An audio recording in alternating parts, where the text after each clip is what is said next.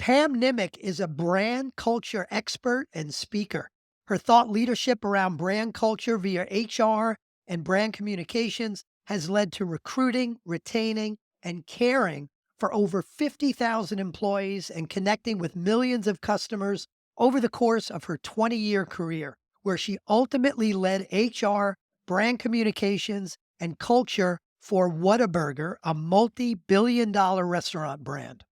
Pam knows that business can only be as good as the internal cohesion and satisfaction of its people, hence her drive and continued advocacy for building systems that protect and promote the organizational culture. Pam speaks and consults on her proprietary model, the remarkable brand footprint. I could say that. The 8 steps to building a remarkable brand from the inside out. We will definitely talk about that. Pam, welcome. Hey, thank you so much for having me. I'm excited to be here. Me too. I'm really looking forward to talking to you, learning what you do and what you have to teach. First thing I always like to ask is, in your opinion, what's the most important characteristic of a great leadership team? Well, after 20 years in the corporate world and 10 years before that in other aspects of business, I've found that the most important aspect of a leadership team that makes them truly successful is what I call humble collaboration. And that is when you are able to sit at the table with your peers, with your other leaders, set ego aside and get to a reasonable answer, a reasonable solution, and the best solution for the company that isn't about you. It is about what's best for all. And I think that is the mark of a great leadership team. I love that. What was that phrase again? What did you call it? I call it humble collaboration. I love that. And what I love, when I said, "Hey, I want some signature question at the beginning of my podcast." And I Yeah, thought, well, I'll ask this, but maybe everybody's going to give me the same answer. I think I've now asked it about 10 times and I've only got the same yeah. answer twice. So that's Oh, pretty really? interesting. And you've given That a new, is. even a new answer. That's great. And Yeah. humble collaboration, obviously fits in very well with the whole theme that I know we're going to talk about here around culture. But culture, I know, is one of those terms. If you ask 10 people for the definition of culture, 7 of them won't give you a good definition, and 3 of them will give you different definitions. So, Yeah. how do you define culture? What does it mean? If you had asked me that question 15 to 20 years ago when I was just getting started out in my career, I would have told you that it is about creating fun, making work fun. And I would have leaned toward things like events and parties and gatherings. And those are all great and those are part of culture building. But it is not what I believe is culture. What I have learned is that real culture and fun can't even exist until you have respectful leadership and communication systems throughout your organization that keep everybody talking and humbly collaborating for the best solution for your organization. So that is my definition of a great culture. Got it. So again, it comes back to that humble collaboration. And you use the term, and I love putting these together, the term brand culture. Mhm. And I love it because one of the things I've been talking to HR folks about, and I even hate that term HR. To Mhm. me, it's talent or talent development or people experience something. But I've been talking Yeah. to them for a while about how yes, HR and marketing are typically very different functions, and you bring a unique mix of both, but they're typically very different. But how over on the talent side or the recruiting side, the HR side, there's a big piece of marketing in there. So I love your thought on bringing those Absolutely. together. But when you say brand culture, what does that mean? Why do those 2 words come together for you? So you brought up why it comes together for me actually, because my background is largely marketing communications. So for 18 years, that is where actually more than that, 20 years, 24 years, that is the industry I really was focused on. And even in Whataburger, it's all I did for 18 years. social media, communications, internal and external. That's what I did. But where it got interesting was when I took on HR. And what I saw is just exactly what you called out is culture is not just company culture. Culture can become your brand's culture if it's good enough. And that's why I say if you want to build a remarkable brand, then build it from the inside out. Because until you get that inside right, the outside will never get to the level of performance that it could. And I saw that. I know that when you are treating your employees respectfully, communicating with them, collaborating with them, bringing them to the table, making sure that everybody's on the same page, and you do that consistently, uh, you are building culture. Sure, you can have a party, but if you aren't doing those things, they're never going to feel very connected to the cause of the organization. So then you take that and you say, now, if we really have an amazing, well connected culture inside, how do I share that with the outside? And when you think about recruiting, if you're looking at your recruit to retire process and you aren't coaching and teaching and training culture throughout that entire process, then you're missing an opportunity. Every time you recruit for your company, if you have a culture that that is a performance driver, that's a point of difference for you as a company, and you're not talking about that when you're recruiting, then you are making a mistake because that's an opportunity that you need to be sharing right out of the gate. You want to be attracting the kind of people that are going to fit into that culture and make it even better. And if you're not sharing that out there when you start with your recruiting message, you're missing the boat. So if I'm defining my brand, and I love the idea now of, and you've kind of, I think, changed my language forever in that when I typically think brand, I think external. But if we look at it now as you've got kind of the external brand and the internal brand, and those need to align.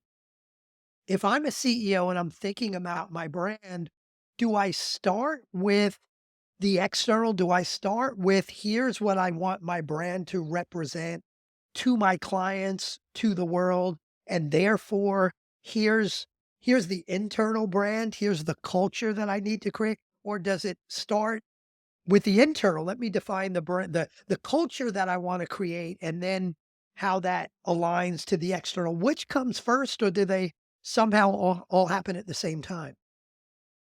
What I teach, and one of the first steps to the 8 steps is to create the vision. And when I say that, CEOs would immediately say, well, I already have a vision statement, right? Everybody has those. But what I'm talking about is I want to know what is your vision for your culture, right? It's like if you were going to build a home, okay, as a single mom of two for 12 years, I think of things in terms of a home, right? So if you were going to build a home, you would never build a home without a blueprint. You would never raise a family without a plan. You would have some idea of what it is you want to create. And so when you think about the vision for your culture, think about how do you want your home, your company to feel? What kind of personality does your company have? When people on the outside look in, what do you want them to see? And create that and make sure you know, like, this is what I want to build. This is my blueprint. This is what I want the house to look like when I'm finished. This is what I want the house to feel like when I'm done. And when you can think about that and you get clear on your vision for your culture, and let's say it is one of respect and trust, right? When you know that's what you want, now you can start building all the other systems that are going to bring it to life. But without that blueprint, without that vision being very clear, it's very hard to create an environment that teaches people not just what to work on, but how you expect them to work. How do you expect them to work together? And that's what I get into. Once a leader is clear on that and they know what they want to build, then we can start building the systems that actually make that true to the organization. And I've seen situations where you will have pockets of good leaders. And when I say good leaders, I'm talking about how they communicate, how they collaborate, how they coach, how they connect, right? But not everybody is good at that, right? Not, I mean, let's be honest, right? Not every leader puts that at the top of their list. And so, what I have found is that if you can create systems that hold people accountable to those elements that create respectful communication, then it will start to occur. But if you leave it to chance, a lot of times it gets pushed to that back burner and it never comes to fruition. You might have a leader that has a super high performing team. The team's very connected. They're very informed. They are cross collaborative with other teams. But then you have another group that just struggles. What I am a proponent of is, as a CEO, how do you build a system throughout your organization that makes collaboration easy, makes connection expected, gives people a structure to follow that makes it real? It's the only way, in my opinion, to really build a team that's sustainable and scalable. If you're in a small company, you can wing it. And I used to tell this story when I first started out, had a team of 2 people. Well, that was really easy to collaborate. It's very easy to communicate. I walked across the hall and I chatted it up and I told them what we were doing and I went back to my office and we all went back to work. But when you have a team of 200 people and then also in my case, at first it was 25,000 people I was accountable for connecting and then it went to 50,000 and we were spread out across multiple states. So when that starts to change and you start to grow, if you don't have a structure and a system that's ensuring that communication is happening and collaboration is occurring and connection is going on throughout your organization, then your performance starts to falter. And I believe and know that performance is strongly connected to your culture.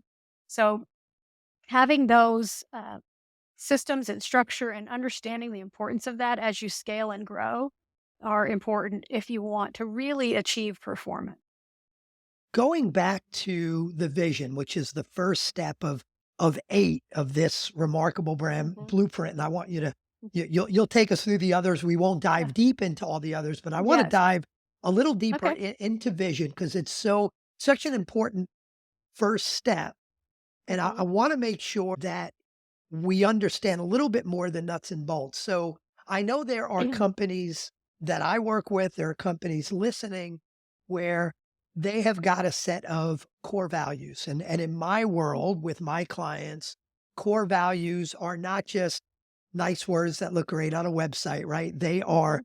specific behaviors that are Mhm. non-negotiable, typically 3 to 6 behaviors, we lift each other up is one of my clients use, which is all Mhm. very specific behaviors around, you know, collaboration would fit in there and respect and a lot of other Mhm. things. Mhm. One of my other clients has one called, measure twice, cut once, which is all about they happen to be in a business where the Yep. specifics and dotting every I and crossing every T are very important. So if I Yep. have got, let's say, 5 core values with very Mhm. specific behaviors, and I have communicated that to the organization. Is that what you mean by vision? If I say, hey, here are these 5 behaviors anchor my culture, they're what makes us best as an organization.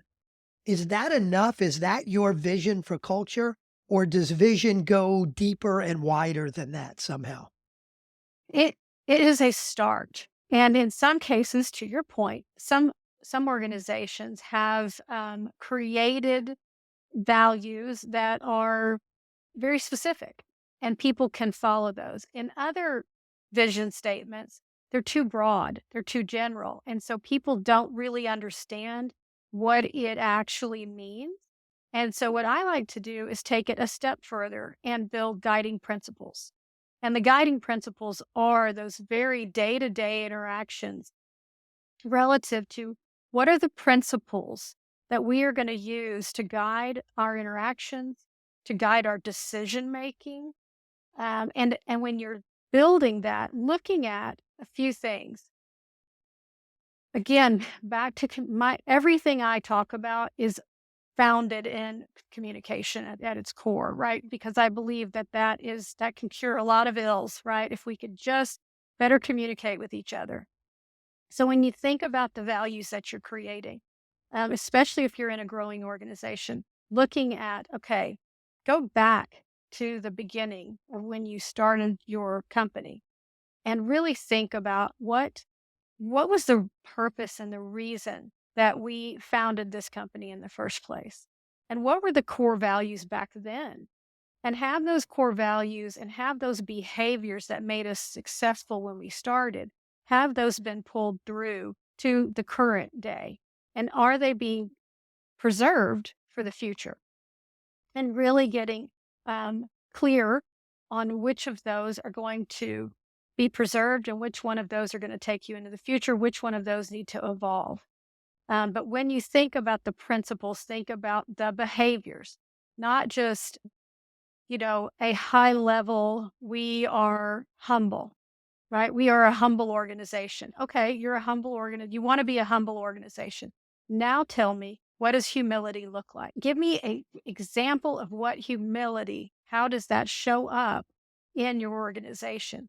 Write those down as principles that people can carry around with them, put at the center of the table and say, these are the things that are going to guide this conversation.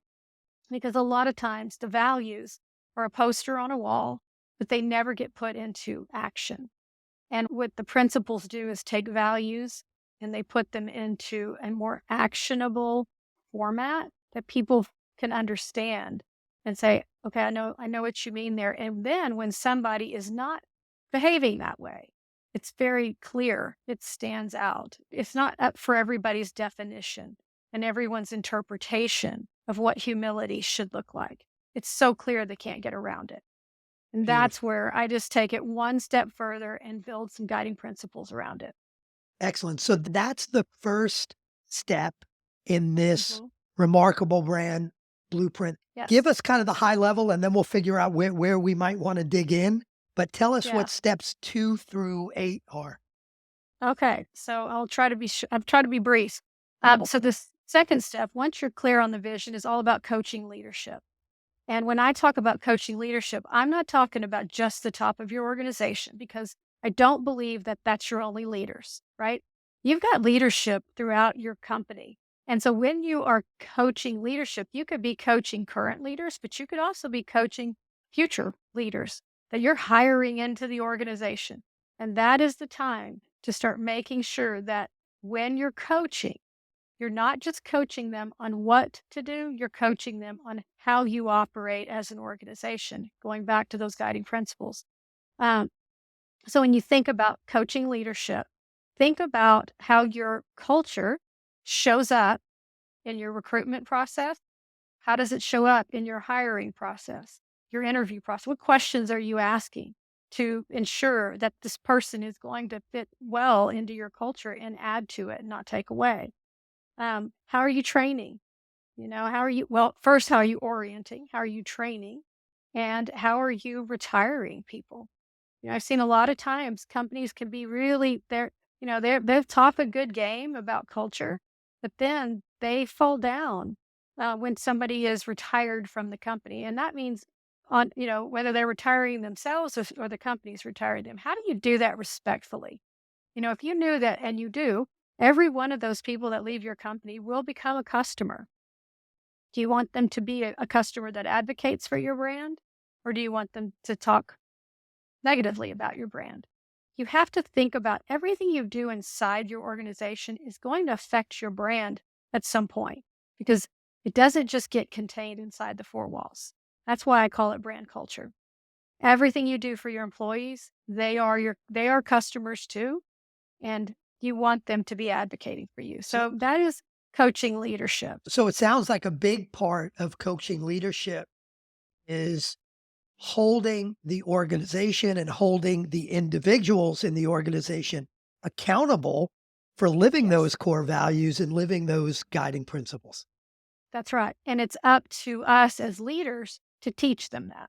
Don't just leave it up for interpretation because as you grow, it just doesn't work. You're too big and you're too dispersed and it just won't work.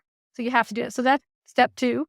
And then I'm all about constructing collaboration, which goes back to my first answer. And when I say again, construct collaboration, see, pretty self explanatory, right? But what are your processes as the CEO? How are you making sure the right people are at the table? Is everybody that should be helping make that decision sitting with the right leaders talking through that? Or maybe it's not just the leadership team. Maybe you need the people that actually do the work to tell you, hey, if you make that one change, it's going to cascade and have a domino effect that's going to cost us another $1 million to fix this thing that it just broke. Are they really looking at the impacts of the decisions? And so I think that collaborating should be a process. It should in some cases, and nobody's going to like this word, but you got to force it. You got to force people to the table and you've got to get them talking. And what I've seen is that when you do that, it may feel awkward and clunky at first, but the more routine it becomes and the more often you do it, the more appreciated people feel. Because guess what? You're asking me for my input. You're asking me for my opinion. And you know what? You're not just asking me, you're listening to it and you're considering it and you've incorporated into the design and the plan that's going to roll out later. And that is culture. I feel respected, right? You trust me. You've asked me for my opinion. And I think so many organizations skip that step because they're in a big old hurry to get it done. And when they do that, they're missing the point.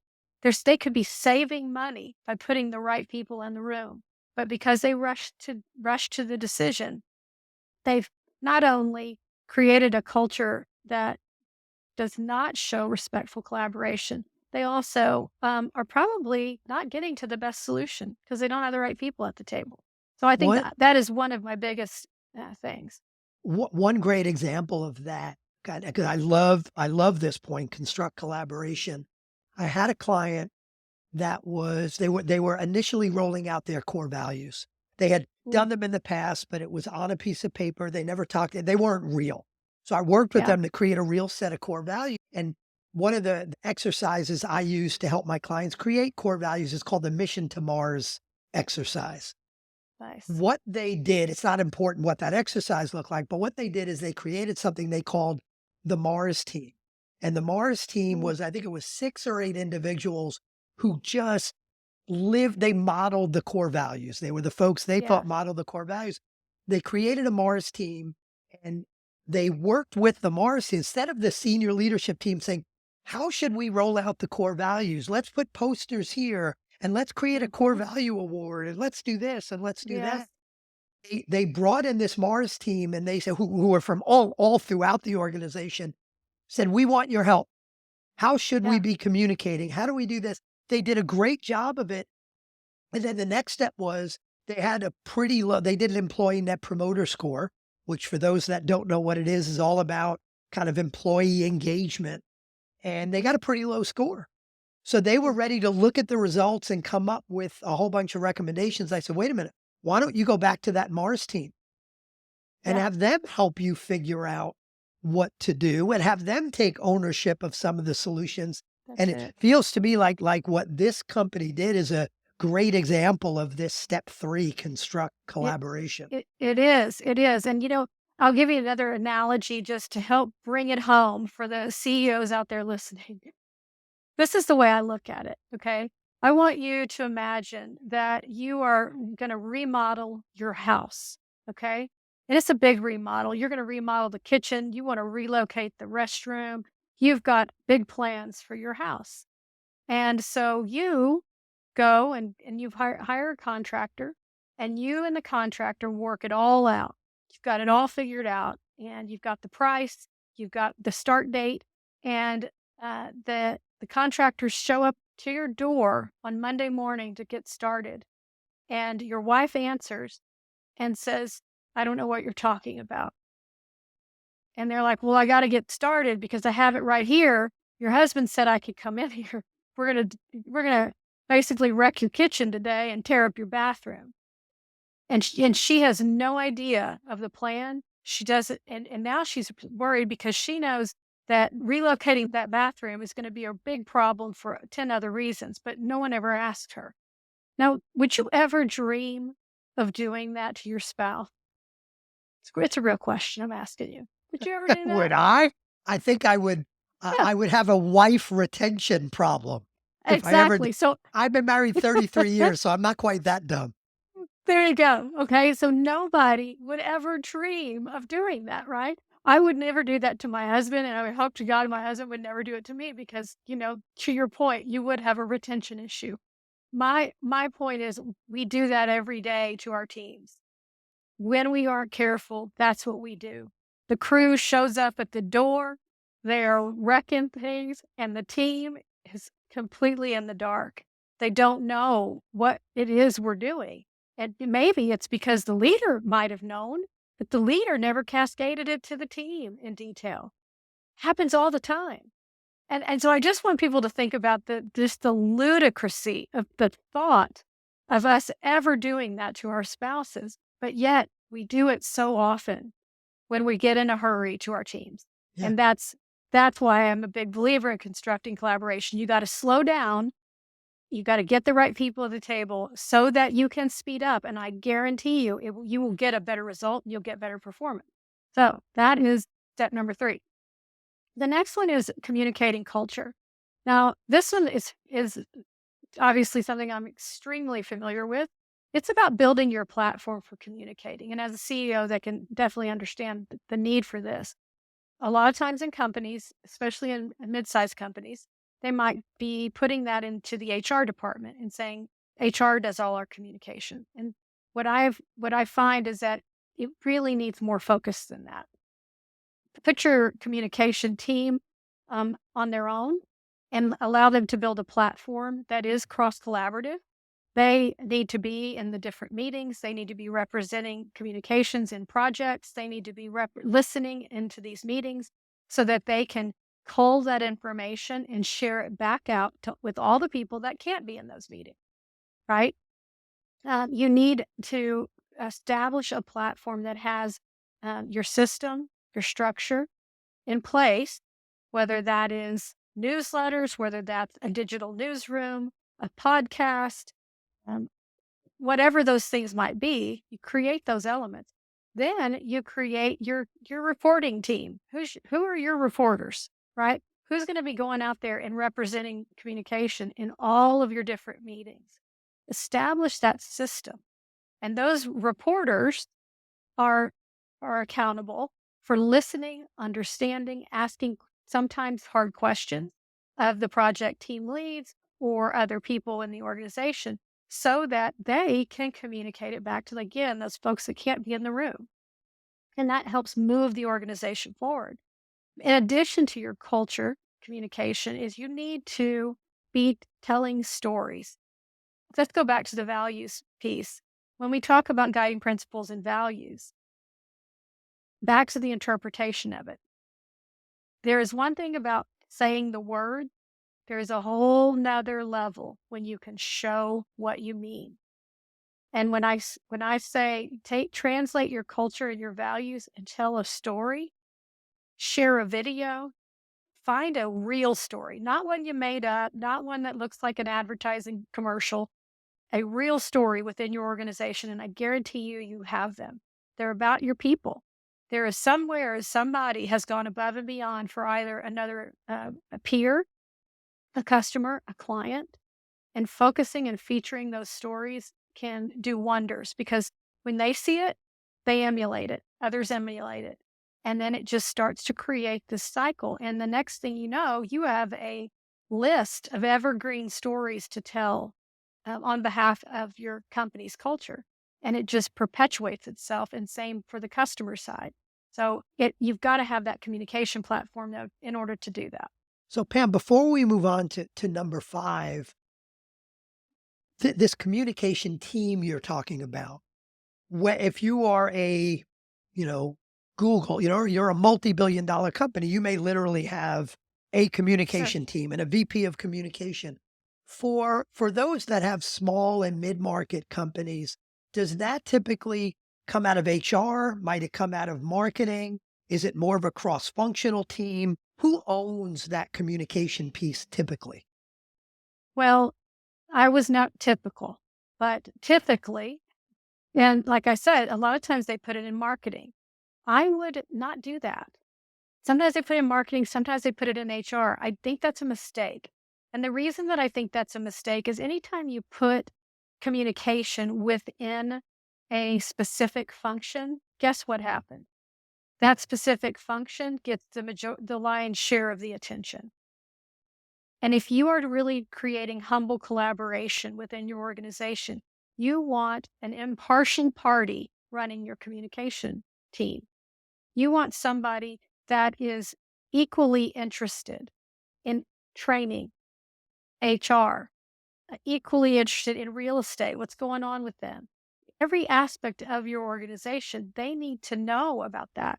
And if you have somebody within a specific function, they're going to naturally lean into doing what their boss asked them to talk So, about. so does that mean you need a head of communications sitting at the leadership team Yes, table? Wow. yes, Which made yes. and it's interesting. That's something I think most small and mid-market organizations may have a challenge doing. So you stressing the importance of that Yeah, may change some minds because it's not typical. yeah.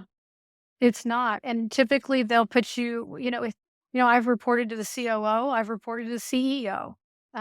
Most of my career, the CEO, and it gave me it was a great vantage point because I was able to be honest with him and say, "Hey, this is what I'm hearing. This is what's going on in the organization." He would come to me and say, "Hey, I think we want to communicate X, Y, or Z." And he was such a good leader. He always speaking of humble collaborator, he was one of them. And I could really be honest and say, I hear you and I see why we need to do that. How about we do it this way instead of that way? Right? How about we communicate it in phases versus all at once? Right? We could talk through those type of things. But I had his ear and I was able to talk to him about that versus me having to go 2, 3 levels, before it ever got to him. And in some cases, it gets filtered. And so, no, I think you should have your communication person. I had a seat at that table. I was with the executive team. So, no, I think you need that person in the room to hear everything and have the context they need to be effective in their communication. Got it. Let's move on to step five. All right. So, step 5 is connecting. So, about how do you cultivate connection within each of your teams within your organization? And again, this seems like, well, Pam, that's dumb. Why would you even talk about that? They just need to know how to build relationships with their team. Again, some people are great at it, some people are not. So, what I talk about is how are they scheduling time to actually connect? Do they have regular weekly one on ones with every direct report they have? Are they talking to them on a regular basis? Does the first 15, 20 minutes of their meeting actually give them the ability to just talk? Or do they just jump in and start barking orders? Right? So it's about how are they actually getting to know the people on their team? There's a great story that I heard from a past leader that I just love. And I don't know if you know this, but there are 10,000 species of birds out there. Now, I'm not a bird watcher, but there are 10,000. But the eagle is the only bird that will fly straight into a storm while all the other birds take shelter. And what they do is they fly into the storm because they know the winds are going to lift them above that storm, and then they can rest while they kind of regroup. So that's the way the eagle, goes. But when you think about connection in your own team, everybody faces storms. Every one of us. We're going to face a storm of some sort in our lives, and your teams are no different. And when you can be there for them and encourage them to kind of fly into that storm with them and be there to help them get above the clouds, it creates such a connection and such a sense of team and such loyalty that they, number one, the retention, because they want to work for a person who actually cares about not just their performance at work, but their performance at home. So I think those things are very, very connected.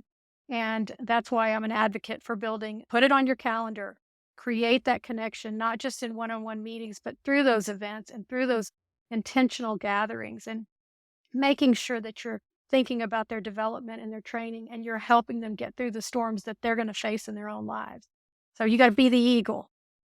So much more important now, and frankly, more of a challenge to do with remote and hybrid environments where some of that is not just in the hallway. So that's great. Take us to number 6. All right. So this is about commending the correct behaviors. And when I talk about this, it's go back to these values, these guiding principles that you've established, that you've talked about in meetings, that you write about, that you share stories about. You care so much, right? You are all about behaviors. But then the award ceremony comes along, and the guy who gets the award, he hit all the numbers, but he absolutely left wreckage in his past because he was not following those guiding principles or the values of the company. So when you think about the way you are commending behaviors, do you have the criteria in place to really make sure that the person on stage has met that criteria, not just from a numbers perspective, but from a behavioral perspective? And in order to do that, you've got to, again, it takes some work. You've got to really sit down and think about, what am I rewarding here? And what does that look like? And write the criteria down. How are you going to select that person? How are you going to narrow down your candidates for that final person that's going to stand on the stage in front of God and everybody there and getting rewarded? You've got to make sure that's aligned to what you've been saying from stage as the CEO. Otherwise, everything you're saying kind of gets an eye roll, right? It has to be real. Love it. So that's Love it. my correct, commending the right behaviors. And then next step is commit to caring. And this is all about your feedback loops. How are you getting feedback? How are you surveying? How are you responding? What are you doing about it? And I guarantee you've seen this, that you get surveys back, and the CEOs and the leadership team hears it. And the very first response or reaction is probably some frustration and maybe a little grumbling, because how dare they say that we didn't do something correctly, right? It's a natural, absolutely natural response. What I would say is some of it's probably not what you want to hear, but there's probably truth in everything that you are hearing. And so you've got to be humble enough to take it, and then really respond thoughtfully to it. Don't dismiss the feedback, because when you dismiss the feedback, then you won't be getting much more feedback. And then people just become quiet quitters on you. And being able to really allow people to speak their mind and share their concerns. A lot of times that's all they want. And they want you to hear them, and they want you to listen, and they want you to say, I hear you. I understand your concern, and I'm going to work on it, and I'm going to get back to you in 2 weeks, and I'll let you know what we're going to do. Something. But when you just go radio silent on people after they've done a survey, just that's a deal killer. You can't do it. Yeah, You've got to keep that follow-up going. what I think I'm hearing too, because I've absolutely seen that, and especially Yeah. when a lot of the answers on whatever survey went out were we need a better 401k. We should be making more money. And it's like, oh, they just want Mhm. more money. But so Mhm. sometimes the responses, good and bad, are kind of shoved aside. But I think almost more often than that, I've worked with CEOs and leadership teams that do internalize it and say, okay, we've got to make these changes. They start working on that, which is beautiful. But Yes. they never go back and communicate what they're doing. They don't go back and communicate, Yeah. "We heard you, here's what we're doing." So the perception is, even though they're working on it, the perception is, I'm not gonna answer that again next time because they're not doing anything." So Mhm. sometimes you've gotta be proactive in your communication, not just your actions, and say, "Hey, we heard you. We're gonna Yep. prioritize. Here's the help we need. Here's what we can Yep. do. Here's what we can't do." That communication piece is so important. Yeah, and so again, if you had your communication person or someone from that team in the room when you're working through those things, they are your person to make sure that that gets communicated. The status, you don't have to have all the answers, but you give people a regular status update on how things are going. And then also have other methods for people to talk to you when it's not just a formal survey. Have some informal feedback loops that you can hear from others that may need to say something anonymous, but they don't want to go to HR. It's not a big enough deal to go to HR. They just need some help with something. Those are the other tips I would give leaders is have multiple ways for people to give you some feedback. And what's the last step? Step number 8. All right, this is the best and that is the funnest one. This is when you get to cascade to customers. And I leave this for last because if you do the first 7 steps, then the cascade, it starts to take a life of its own. Um, and what happens is your internal culture is starting to show up in your external brand, meaning you will start to see things like your employees sharing their amazing experience working for you online. They're sharing it with their family and friends. They are going above and beyond for their peers. They're going above and beyond for client and customers, which is creating stories for your communication team to share inside the organization, which means more people want to do that. And then those same stories are shared outside of your organization. And you start to create a cycle where customers are sharing stories with you. Employees are sharing stories with customers. Employees are sharing stories with families and family and friends. Everything lifts. Your recruitment lifts. Your brand performance lifts. Your uh, transactions lift. It's just everything starts to rise. And the only way to get to that is you got to get the inside right. You need, if you have 20,000 employees in your organization, and you can make all of them feel as passionate about your brand as you do a customer that loves your product. Imagine the lift that you're going to get, right? You've got to treat the people that work for you, they can be your biggest brand advocates or they can be your worst nightmare. So you have got to treat them like these folks are your brand advocates. Make sure you are creating a culture that makes them so proud. They want to wear this t-shirt, man. They want to be at every event. They want to post online about their association with your company. And same for customers. And when you can create that kind of magic, that's when you start to see performance lift. So that's why I say you've got to build that remarkable brand from the inside out. And it does start with leadership. It absolutely starts there, but it should cascade throughout your organization and to your customers. And that's when you know you got something really, really cool and really special. Pam, this is so powerful. As we start to wrap things up, talk a little bit about how do you work with clients? Is it, I know you do public speaking. Is it just public speaking? Do you do coaching, consulting, training for those saying, "Hey, I need me some more of Pam Nemec." How do they get that? How do you work with clients? So, two ways. You just name both of them. I speak to organizations. So, if you're having an event or you're having a big meeting and you want me to come in and speak on the things that I just talked to you about, I'm happy to do that. The other way is consulting. And, people have asked me would I coach, and I might do that here and there, but my focus is really in consulting. And the reason being is that I need to understand your organization. It's not one size fits all. These 8 steps are how I structure it so that I'm sure I'm looking at everything. But I like to go in and understand what the organization is dealing with.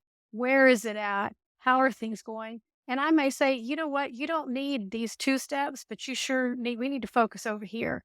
And so I like to go in and then I put together proposals and then it's up to them. I kind of put it into phases and they can decide which phase they want to start with. So Beautiful. So if folks want to find out more about you or get in touch with you, how do they do that? they can do it in a couple of ways. They can go to pamnemec.com and I have all my information out there and so they Spell can that schedule. spell that out for them, by the Oh, way, because sorry. Yeah. the last name, it's not like Goldman, like, Yeah. So it's Pam. I don't think I need to spell that one. Nemec, and it's N as in Nancy, M as in Mary, EC.com. and So they that'll can be in the show check me notes out as there. well. Yeah, so check me out there, but you can also follow me on all the regular social channels and it's under the same name. Or you can just shoot me an email at pnemec@pamnemec.com. Happy to chat and get to know you and see if I can help. Well, if you want a great company, you need a great leadership team.